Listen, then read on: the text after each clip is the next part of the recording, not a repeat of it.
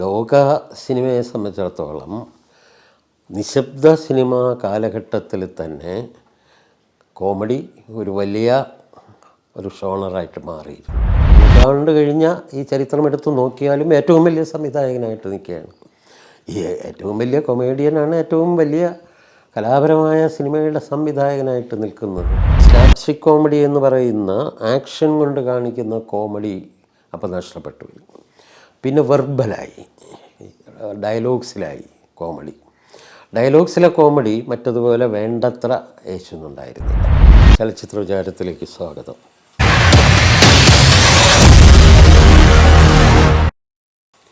ഈ അടുത്ത് വന്ന ചില ചോദ്യങ്ങൾ ഈ മലയാള സിനിമയിൽ കോമഡിയുടെ കാലം കഴിയുകയാണോ എന്നുള്ളതാണ്.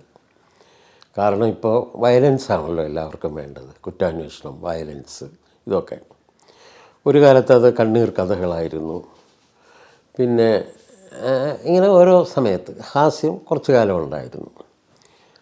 പക്ഷേ നമുക്ക് മനസ്സിലാക്കേണ്ട ഒരു കാര്യം, അങ്ങനെ അവസാനിക്കാൻ കഴിയില്ല.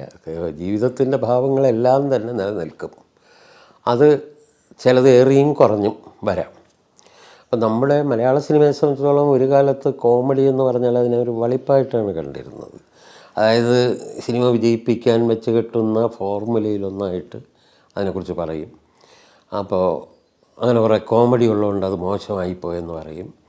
അതായിരുന്നു ഒരു കാലം. എന്നാൽ ലോക സിനിമയെ സംബന്ധിച്ച് അതായിരുന്നില്ല സത്യം.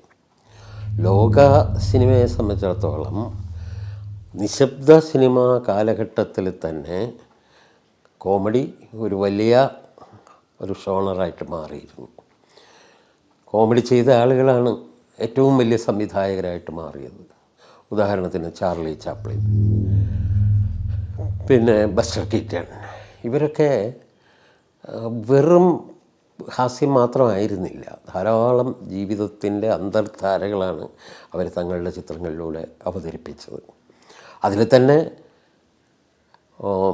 ചാപ്ലിനെ പോലെ മറ്റൊരാളെ നമുക്ക് കാണിക്കാൻ പറ്റില്ല. കാരണം ഈ ചാപ്ലിൻ എന്ന് പറയുന്ന നടൻ, സംവിധായകൻ, അദ്ദേഹം ഈ സിനിമയുടെ നൂറ്റാണ്ട് കഴിഞ്ഞ ഈ ചരിത്രം എടുത്തു നോക്കിയാലും ഏറ്റവും വലിയ സംവിധായകനായിട്ട് നിൽക്കുകയാണ്. ഈ ഏറ്റവും വലിയ കൊമേഡിയനാണ് ഏറ്റവും വലിയ കലാപരമായ സിനിമയുടെ സംവിധായകനായിട്ട് നിൽക്കുന്നത്, ധാരാളം പഠിക്കാനും മനസ്സിലാക്കാനുമുള്ള വ്യക്തിയായിട്ട്. അപ്പം അങ്ങനെയായിരുന്നു ഈ ലോക സിനിമയിൽ ഈ കോമഡി വന്നത്. പക്ഷേ നിശബ്ദ സിനിമയുടെ കാലം കഴിഞ്ഞപ്പോൾ അതിന് കുറച്ച് ഇടിവ് വന്നു. കാരണം സ്ലാപ്സ്റ്റിക് കോമഡി എന്ന് പറയുന്ന ആക്ഷൻ കൊണ്ട് കാണിക്കുന്ന കോമഡി അപ്പോൾ നഷ്ടപ്പെട്ടു. പിന്നെ വെർബലായി, ഡയലോഗ്സിലായി കോമഡി. ഡയലോഗ്സിലെ കോമഡി മറ്റതുപോലെ വേണ്ടത്ര യേശുന്നുണ്ടായിരുന്നില്ല. ഇങ്ങനെ ഇത് ലോക സിനിമയുടെ കാര്യമാണ്, അവിടെ ഇങ്ങനെ സംഭവിച്ചു. ഇനി നമ്മുടെ സിനിമയിലേക്ക് വന്നാൽ, മലയാള സിനിമയിലേക്ക് വന്നാൽ സ്വാഭാവികമായും നമ്മൾ ഇതിൻ്റെയൊക്കെ ഒരു അനുകരണമാണ് നടത്തിക്കൊണ്ടിരുന്നത്. നമ്മൾ ഈ ലോക സിനിമയുടെ കോമഡിയെ അനുകരിക്കുകയായിരുന്നില്ല ചെയ്തത്. നമുക്ക് അതിനെ അനുകരിച്ച് ഹിന്ദിയിൽ വന്ന കോമഡി ചിത്രങ്ങളുണ്ട്. ആ ഹിന്ദി ചിത്രങ്ങളെ അനുകരിച്ച് തമിഴിൽ വന്ന കോമഡി ചിത്രങ്ങളുണ്ട്. ഇതൊക്കെ ആണ് മലയാളത്തിന് ഇൻഫ്ലുവൻസ് ഉണ്ടാക്കി, അതിനനുകരിച്ചായിരുന്നു വന്നത്. അപ്പോൾ അതുകൊണ്ട് തന്നെ ഒരു കാലഘട്ടം നമ്മുടെ കോമഡി എന്ന് പറയുന്നത് സംവിധായകനോ അതിൻ്റെ തിരക്കഥാകൃത്തിനോ യാതൊരു പങ്കുമില്ലാത്ത ഒന്നായിപ്പോയി. അപ്പോൾ കോമഡി എന്ന് പറയുന്നത് ആ മെയിൻ സ്ക്രിപ്റ്റിൽ വരുന്നില്ല. അതിലൊരു സ്ഥലത്ത് അവരെഴുതി വയ്ക്കുകയാണ് ഇവിടെ കോമഡി എന്ന് എഴുതി വയ്ക്കുമ്പോൾ കോമഡി ചെയ്യാൻ നിയുക്തരായ ആൾക്കാരെ അതങ്ങ് ഏൽപ്പിക്കും. അവർ എന്തെങ്കിലുമൊക്കെ ഇപ്പോൾ ഒരു കോഴിയുടെ പുറകെ ഓടുമ്പം മറിഞ്ഞടിച്ച് വീഴുന്നത്, അന്നേരം അതിലെ ഹാസ്യം നടി വന്നിട്ട് കോഴിയാണെന്ന് വിചാരിച്ച് ഇയാളെ പിടിച്ച് വലിക്കുന്നത്, അങ്ങനെയൊക്കെ ഒരർത്ഥമില്ലാത്ത ചിരിപ്പിക്കാൻ വേണ്ടി മാത്രമുള്ള സംഭവങ്ങളാണ് മലയാളത്തിൽ വന്നുകൊണ്ടിരുന്നത്. അപ്പോൾ ഇത് ഈ കോമഡി ആർട്ടിസ്റ്റുകൾക്ക് വലിയ ഉത്തരവാദിത്വമായിരുന്നു. കാരണം അത് വിജയിപ്പിക്കേണ്ട ചുമതല അവർക്കായിരുന്നു. അപ്പോൾ തുടക്കത്തിൽ SP പിള്ളയും ബഹദൂറുമായിരുന്നു വലിയ കൊമേഡിയന്മാർ. അതിന് മുമ്പ് കുറേ പേരുണ്ടായിരുന്നു. നമ്മുടെ മുതുകുളൻ രാഘവൻപിള്ള, വാണക്കുറ്റി എന്നൊക്കെ പറയുന്നവരെല്ലാം ഉണ്ടായിരുന്നു. എങ്കിലും ആദ്യമായിട്ട് ഒരു താരപരിവേഷം കിട്ടിയ രണ്ട് കോമഡി നടന്മാരെന്ന് പറയുന്നത് ബഹദൂറും എസ് പി പിള്ളയുമാണ്. അപ്പോൾ അവരും ഇത് തന്നെയാണ് ചെയ്തിരുന്നത്, കുറേ ഹാസ്യം സൃഷ്ടിച്ച് ഇത് കൊണ്ടുവരികയായിരുന്നു. അങ്ങനെ കാലം കഴിഞ്ഞ് പോകുമ്പോഴേക്ക് നമ്മളെ സ്റ്റേറ്റ് അവാർഡുകൾ വന്നു. സ്റ്റേറ്റ് അവാർഡ് വന്ന 1969 അക്കാലത്ത് ഹാസ്യനടൻ എന്നൊരു കാറ്റഗറി ഇവിടെ വെച്ചു. ഈ ഹാസ്യനടനായിട്ട് അന്ന് എല്ലാവരും കിട്ടുമെന്ന് വിചാരിച്ചിരുന്ന അടൂർ ബാസിക്കാണ്. കാരണം അപ്പോഴേക്ക് അടൂർ ബാസി വന്നു, മറ്റെല്ലാവരെയും നിഷ്പ്രഭരാക്കി അടൂർ ബാസി വലിയ സ്റ്റാറായി മാറി. അപ്പോൾ എല്ലാവരും വിചാരിച്ച പോലെ തന്നെ അടൂർ ബാസിക്ക് തന്നെ കിട്ടി. പക്ഷേ ആ സമ്മാനം സ്വീകരിക്കുന്ന സ്ഥലത്ത് വെച്ച് അദ്ദേഹം ഒരു പ്രസംഗം നടത്തി. ആ പ്രസംഗത്തിൽ കുറച്ച് അഹങ്കാരം കൂടുതലുണ്ടായിരുന്നു. ആ പ്രസംഗം എന്തായിരുന്നെന്ന് വെച്ചാൽ, ഈ അവാർഡ് അടുത്ത വർഷവും ഉണ്ടാകുമെങ്കിൽ ഇത് ഞാൻ തന്നെ വാങ്ങിയിരിക്കും എന്നാണ് അദ്ദേഹം പറഞ്ഞത്. പക്ഷേ അത് അടുത്ത കൊല്ലത്തെ ജൂറിയൊക്കെ വേറെയാണ്. പക്ഷേ അടുത്ത വർഷമായപ്പം ഇദ്ദേഹത്തിനല്ല കിട്ടിയത്, ബഹദൂറിനാണ് ആ അവാർഡ് കിട്ടിയത്. അടുത്ത വർഷം വീണ്ടും വരുന്നു. അപ്പോഴേ വീണ്ടും അടൂർ ബാസി, അവിടെ വെച്ച് അടൂർ ബാസി ഒരു പ്രസ്താവന നടത്തി, ഇത് ഞങ്ങൾക്ക് അപമാനകരമാണ്, ഈ ഹാസ്യ നടൻ എന്നുള്ള അവാർഡ്. ഞങ്ങൾക്ക് സഹനടനുള്ള അവാർഡിന് അർഹതയുണ്ടെങ്കിൽ അത് കിട്ടിയാൽ മതി, അല്ലെങ്കിൽ മികച്ച നടനുള്ള അവാർഡിന് അർഹതയുണ്ടെങ്കിൽ അത് കിട്ടിയാൽ മതി, ഈ ഹാസ്യ നടൻ എന്നുള്ള ഏർപ്പാട് വേണ്ട എന്ന് അടൂർ ബാസി തുറന്നു പറഞ്ഞു. അടുത്ത വർഷം വീണ്ടും വന്നു. അപ്പോൾ ബഹദൂറിനാണ് അവാർഡ്. അന്ന് ബഹദൂറും ഇതേ കാര്യം പറഞ്ഞു, ഞങ്ങൾക്ക് അഭിനയിക്കാൻ അറിയാം, ഹാസ്യ നടൻ എന്ന് പറയുമ്പോൾ ഞങ്ങളുടെ കഴിവുകളെ വളരെ ചുരുക്കി കാണുകയാണ്, അതുകൊണ്ട് ഞങ്ങൾക്ക് അങ്ങനെ ഈ അവാർഡ് വേണ്ട എന്ന് പറഞ്ഞു ബഹദൂർ.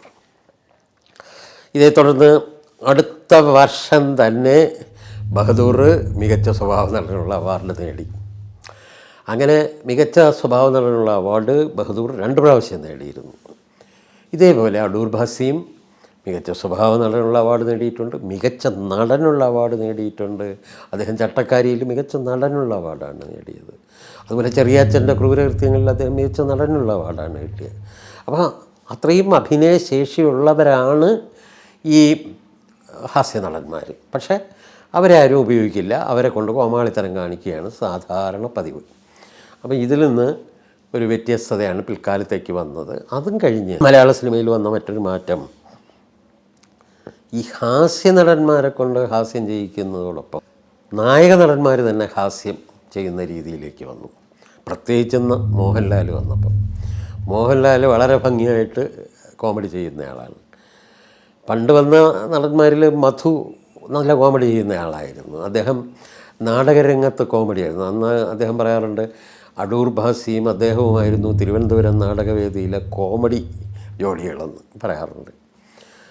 പക്ഷേ സിനിമയിലെ എന്തോ മധുവിന് കോമഡി റോൾസ് കൊടുക്കാൻ ആരും തയ്യാറായില്ല. അതുകൊണ്ട് തന്നെ അദ്ദേഹത്തിൻ്റെ ആഗ്രഹം കൊണ്ട് അദ്ദേഹം 1-2 സിനിമകൾ ചെയ്തിട്ടുണ്ട്. മാന്യശ്രീ വിശ്വാമിത്രൻ, ഇതൊക്കെ കോമഡിയാണ്, പുള്ളി കോമഡി റോളാണ് ചെയ്തത്. സിംഹവാലൻ മേനോൻ, ഇത് ഒക്കെ കോമഡിയാണ്, കോമഡി ചെയ്യാനുള്ള ആഗ്രഹം കൊണ്ട് ചെയ്തതാണ്.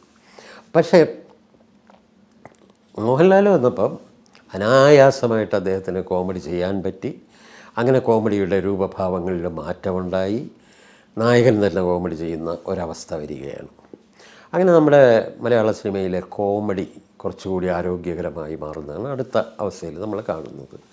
അപ്പോൾ ഇനി നമ്മൾ ഇപ്പോഴത്തെ ചോദ്യത്തിലേക്ക് വന്നാൽ, എന്താണ് കോമഡിയുടെ കാലം അവസാനിച്ചോ എന്നുള്ളൊരു ചോദ്യത്തിന് മറുപടി പറയാൻ കഴിയുക, ഒരിക്കലും അവസാനിക്കില്ല എന്ന് തന്നെയാണ്. താൽക്കാലികമായിട്ട് ചില പ്രശ്നങ്ങളുണ്ടായിട്ടുണ്ട്, താൽക്കാലികമായിട്ട് നമുക്ക് പുതിയ വർക്കുകൾ അങ്ങനെ കാണാൻ കഴിയുന്നില്ല. പക്ഷേ ഇത് തിരിച്ചു വരിക തന്നെ ചെയ്യും. അതുകൊണ്ട് കോമഡി ഇഷ്ടപ്പെടുന്നവർ ക്ഷമാപൂർവ്വം കാത്തിരിക്കുക, കോമഡി തിരിച്ചു വരും.